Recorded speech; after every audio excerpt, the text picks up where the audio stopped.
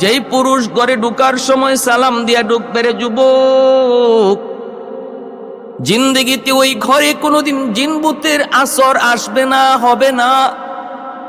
এ আমার মায়েরা খেয়াল করে শুনো, জিনভূতের আসর থেকে বাঁচার জন্য কবিরাজের কাছে দৌড়াও, হাকিমের কাছে দৌড়াও, কত বাটপার, কত জায়গায় কত ছলনা করে কত ধোঁকা দিয়া কত পয়সা তোমাদের আমাদের কাছ থেকে ছিনায় নাই। কিন্তু একটা সহি আমল শিখায় দিলাম, কোনো বাটপার সাটপারের কাছে যাওয়া লাগবে না। ঘর থেকে যদি জিনভূতের আসর দূর করতে হয়, ঘরে ঢুকতে সালাম দিয়ে ঢুকো,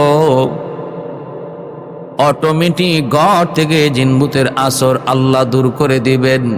2 নাম্বার হলো, এই ঘরের মধ্যে আল্লাহ পাক রব্বুল আলামিন প্রতিটা মানুষের মধ্যে মহব্বত আল্লাহ বাড়ায় দিবেন।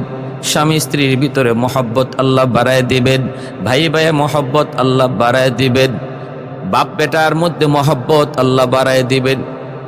ঘরে যদি কারো কারো দূরত্ব থাকে, বেশি বেশি সালামের প্রচলন করো, অটোমেটিক দূরত্ব আল্লাহ সরায়া মহব্বত বাড়ায় দিবেন।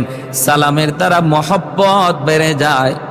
দুশ্মনী যদি কারো তোমার সাথে থাকে, বেশি বেশি সালাম দাও, সালামের বদৌলতে আল্লাহ পাক তার অন্তরকে দুশ্মনী মুক্ত করে মহব্বতের অন্তর বানায় দিবেন।